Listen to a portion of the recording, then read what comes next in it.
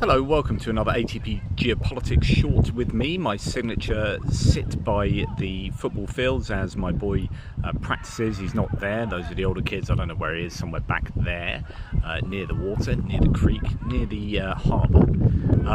So, what am I going to talk to you about? Well, it turns out that there's a bit of news going around that the US has relieved Russia in terms of lifting sanctions on them, and this is true. There have been some sanctions lifted that have been done as a result of sanctions on Syria being lifted, and this is bad news for Ukraine. It's good news for Russia, but I think it is potentially somewhat accidental, as in there were a bunch of as far as I understand it, looking at Moscow Times, The Insider, and a number of publications, there were these sanctions on Syria, and the US has lifted the sanctions on Syria in order to give them a chance of getting back into the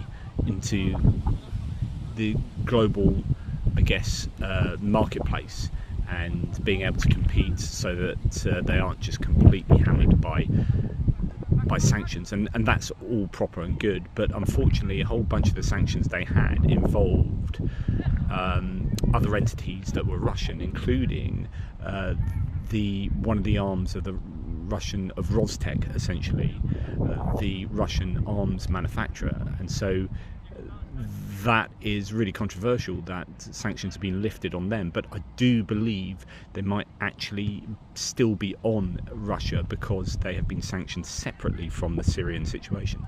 So I think we need to be careful. There are lots of people saying sanctions have been lifted on loads of Russian entities. It is true, but it is a result of lifting Syrian sanctions. However, I think the US, I hope that all of those entities will continue to be sanctioned, but I don't think they will be. So I think there will be a number of Russian entities that have got away with being sanctioned because the US has lifted the sanctions on Syria and hasn't been careful enough, or hasn't really wanted to continue the sanctions on a whole host of entities. I'll talk about this tomorrow, and I'll list some of the entities, banking entities and individuals, as well as mentioned, military-industrial complex, state-run manufacturers of weapons. So, yeah, this is bad news again. It shows that the US isn't particularly interested in supporting Ukraine and doesn't really care too much for making sure that Russia is continually pressured. Anyway, that's enough from me. Take care. Speak soon.